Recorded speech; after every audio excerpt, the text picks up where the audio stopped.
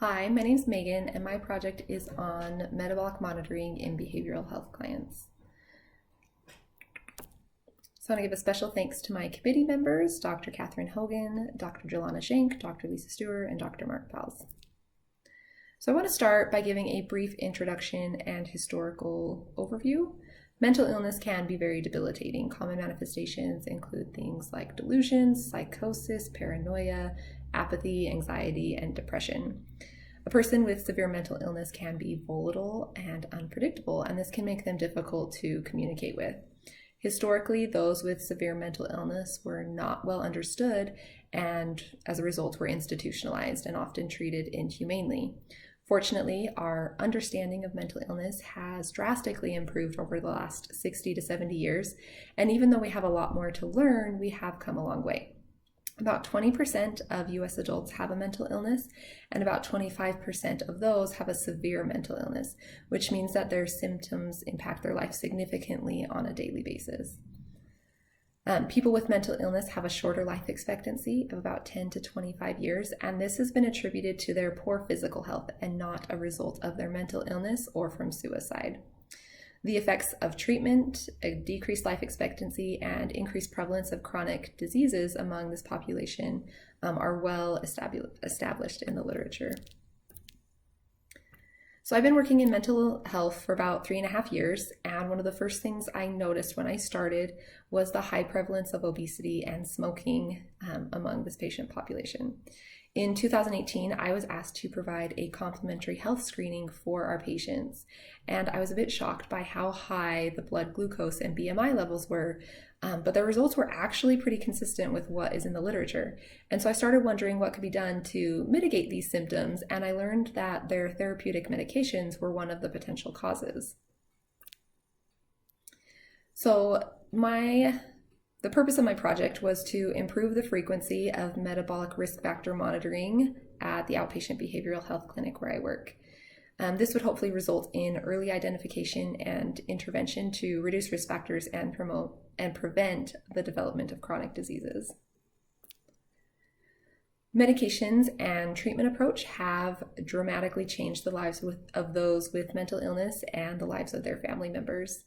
Many that adhere to treatment lead relatively normal lives and participate in society just like you and me. They go to college, hold jobs, get married, have families, etc. And antipsychotics are the medications commonly used to manage the signs and symptoms of mental illness. They were first introduced in the 1950s when chlorpromazine came out.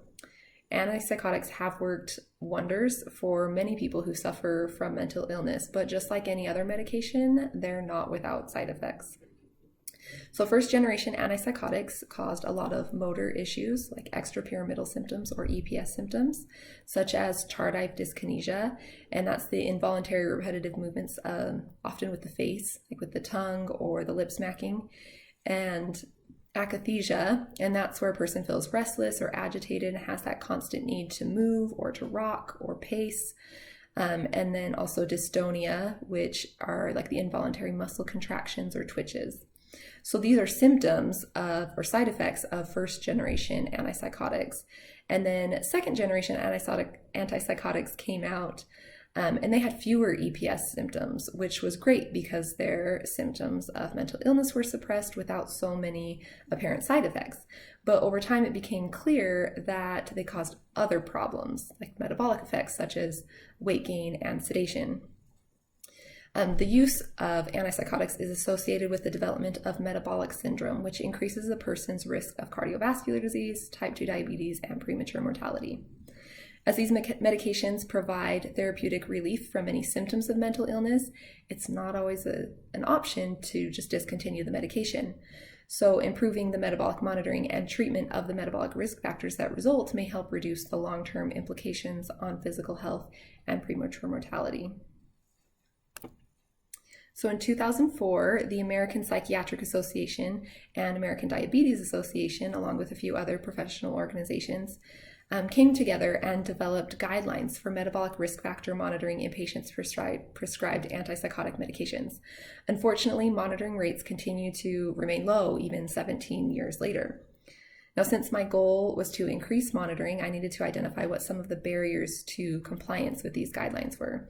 And I learned that many mental health care providers do not feel qualified to manage metabolic abnormalities, and they prefer the primary care providers manage them, or they just assume that the primary care providers already are.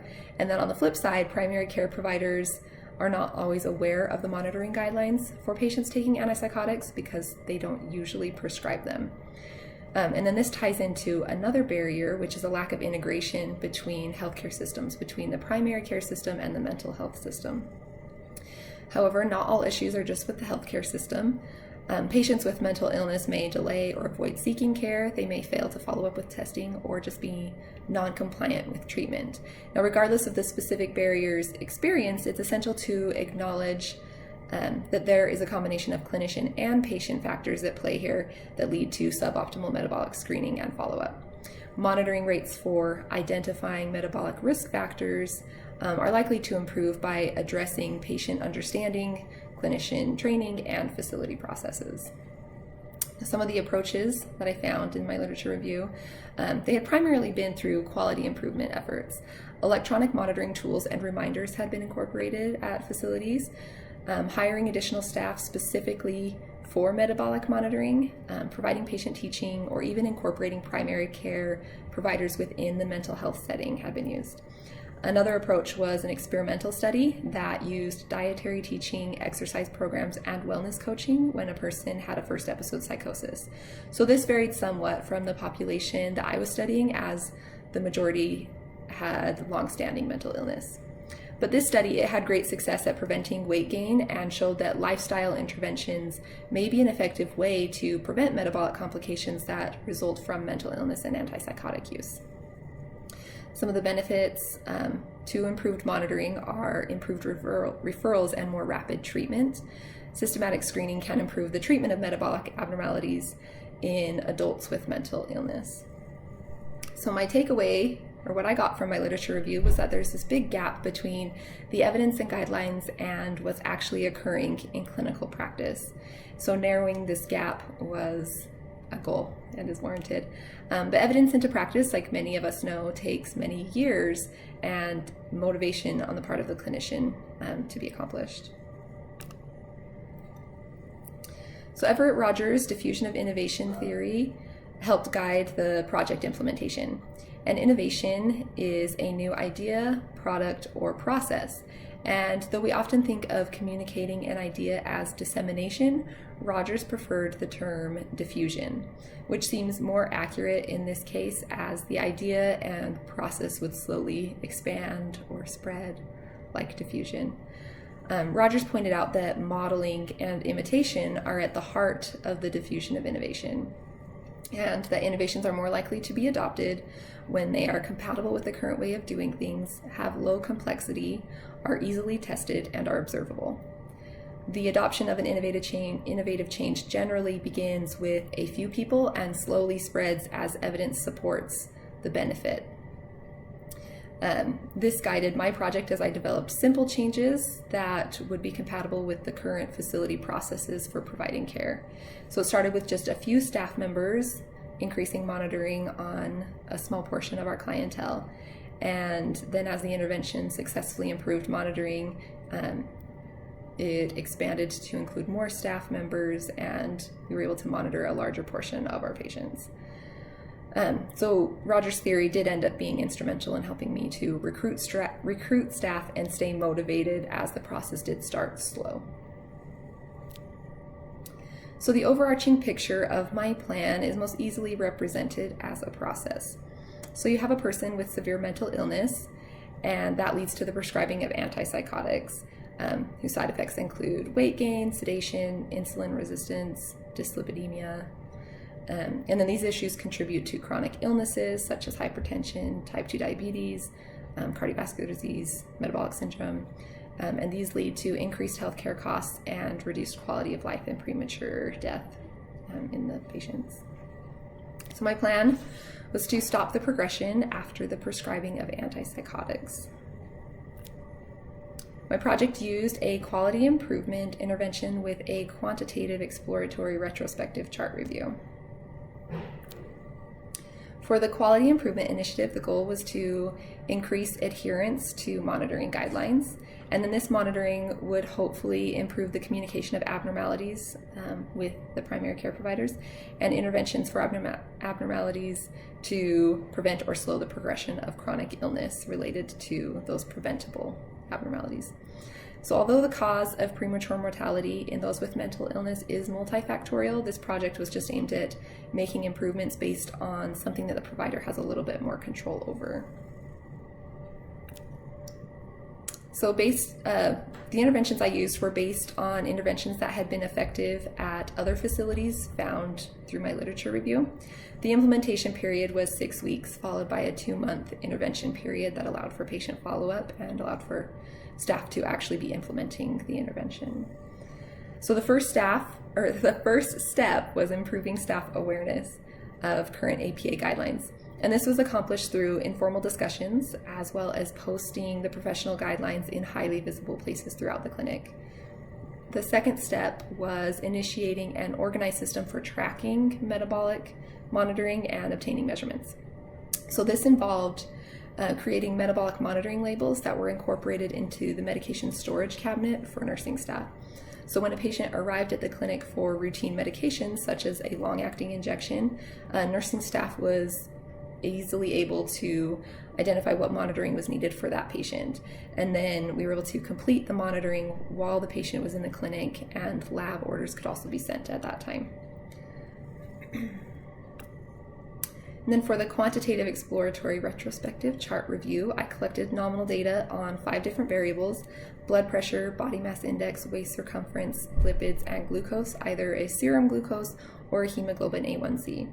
As charts were reviewed, the data collection sheet that I had created was filled out with either a 0, which indicated that monitoring had not been completed, or a 1, which meant that monitoring data had been completed, had been collected and documented into the patient's chart. So my sample was 100 charts pre and post intervention of patients 18 to 75 years old. About 56% were male, the rest female, 85% were Caucasian, and their chart had to indicate that they had a diagnosis of either schizophrenia, schizotypal, bipolar, or major depression, and their chart also had to indicate that they were currently taking an antipsychotic.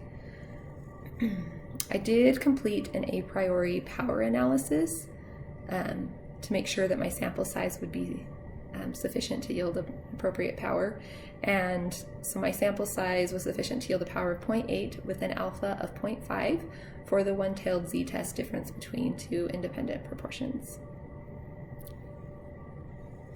For the data analysis, I calculated rates for the monitoring percentages, and then I used SPSS version 26 to compute z-scores for each variable's data set. Z-scores are a type of chi-square, which would be categorized as inferential statistics. So with the z-scores, I was able to make inferences about the data and the impact of the Quality Improvement Initiative. So I chose to do the one-tailed z-test difference between 2 independent proportions because it allows for comparison between 2 proportions or 2 populations to see if they're the same. So if the results show that they are the same, or essentially that there is not a statistically significant difference, then the null hypothesis would be rejected, or would be accepted. Sorry, if there's no difference, then the null hypothesis would be accepted. So in this project, the null hypothesis was that there would have been that there was no difference between pre and post intervention monitoring rates. So after the data collection process, rates were easily calculated. I skipped a slide. This one, sorry.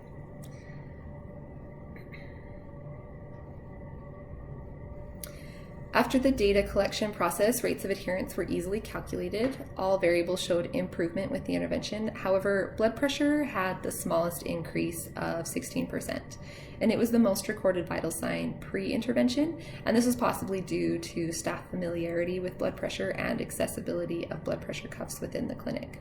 Additionally, some medications used in mental health, specifically like propranolol or clonidine for anxiety, are also used they also impact blood pressure. And so when patients are on those medications, we're more likely to monitor their blood pressure already. Even though initial monitoring rates were higher than other variables, post-intervention blood pressure monitoring was statistically significantly higher than pre-intervention blood pressure monitoring. Then with waist circumference, that's that second one over, the initial rates were recognized as significantly lower than the other variables. It was 7%. But it was discovered that there was only one tape measure at the facility, and the lead medical assistant felt really uncomfortable reaching around patients to measure waist circumference. She said she didn't want to bear hug people, especially because a lot of these patients are overweight, so it is fairly uncomfortable. To mitigate these barriers, more tape measures were provided, and then instructions on how to measure waist circumference in a less intrusive manner were provided. And she wasn't the only one that had this issue, but as a result of this simple teaching, staff comfort and compliance improved. So overall, the greatest rate of improvement was with waist circumference, which improved 64%. And then this table shows the actual rates pre and post intervention for each variable, as well as the calculated Z statistics. So all variables showed improvement with the intervention. For each variable, the Z exceeded the critical Z value, and the null hypothesis, which would mean there was no change, was rejected. A p-value of less than 0.01 was reported for all variables, suggesting sufficient evidence to show a statistically significant increase in the ratio of metabolic monitoring with the implementation of the project's intervention for each variable. Project limitations included those inherent with quality improvement projects, namely a lack of generalizability. Quality improvement projects are not intended to develop generalizable results. Even though the results were not directly generalizable, the findings did corroborate the findings of previous research. So it's plausible that an intervention at another location that also incorporates staff instruction and includes manageable interventions may improve metabolic monitoring rates there as well. Another limitation was that the data was collected retrospectively. Prospective studies are preferred due to the greater strength of the evidence. However, being retrospective was also a strength because they provide quicker results than prospective studies. As far as barriers go, non-compliance bias played a role in monitoring rates. At times, patients would not follow through with obtaining necessary lab work. One study from my literature review found that patient screening may not occur due to patient choice or lack of follow-through. In my project, lack of transportation was addressed as a potential barrier, but even with free transportation services offered, some patients continue to choose non-compliance for whatever reason. Another barrier was the pandemic, which reduced the frequency of interactions between staff and clients. And this was just because of the state mandates. But this likely decreased the full impact that the intervention could have had during a non-pandemic time period. So Roger's theory came into play with this as well. I was able to recruit additional staff, such as social workers, to help with patient reminders and transportation.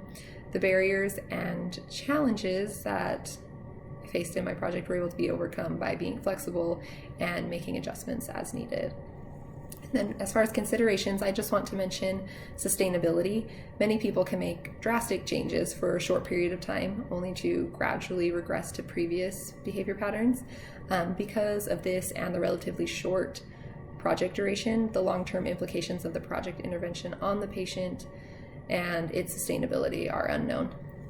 However, standardizing a process within the facility for tracking and collecting metabolic and anthropometric measurements would likely increase the metabolic monitoring and the chances that it would be sustainable.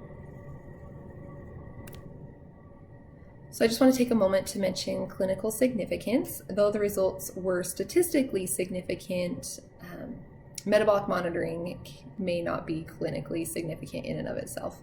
The clinical importance of the findings really depend on the steps that are taken after metabolic monitoring has occurred. So even if we achieved 100% monitoring rates, but if we never communicated those results to the psychiatrist or the primary care provider, then the results would definitely not be clinically significant.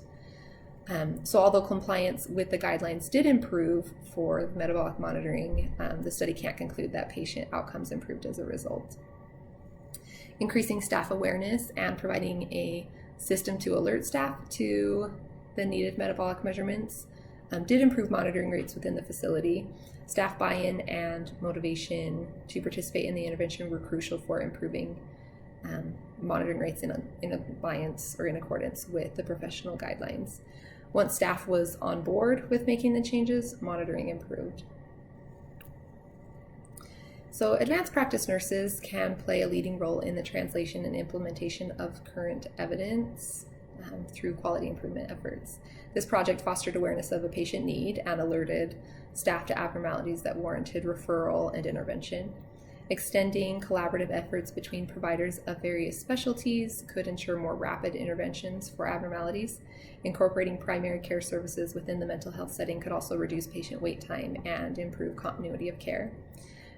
Providing education on intervention rationales seemed to improve staff receptivity to change and implies that healthcare professionals are more likely, or may be more likely, to adhere to recommendations when they understand the supporting purpose or the underlying rationale. Continuous quality improvement may be an effective way to make or instill change within a facility when you're constantly making adjustments and acknowledging that maybe your first attempt was not perfect, and then you can make adjustments and try again to see what works best at your facility and with your staff and with your current situation. So this project has helped me see the process of translating evidence into practice, both how it can be accomplished and what barriers might need to be addressed. Gradual improvement may be slow, but likely has more lasting and sustainable results. I think that what I've learned will affect how I approach patient teaching. When a patient needs to make major lifestyle changes, I plan on approaching the topic by breaking it into more manageable pieces or tasks so that the patient can continue to make progress without getting overwhelmed or giving up. And I do think success yields more of the same. So when a person is successful in one thing, they're more likely to continue and experience more success as they progress. The greatest impact this project had was undoubtedly its effect on me. Now that I've gotten a glimpse, a very small glimpse of the process, I appreciate the research others have done and continue to do just so much more than I did before. And I can see the importance of staying up to date on guidelines and research findings so that my practice can evolve to align with professional guidelines. So it's been a good process. And then I'm happy to answer any questions to the best of my ability. And thank you for watching. These are the references that were used in the creation of my PowerPoint. Thank you so much and have a good day.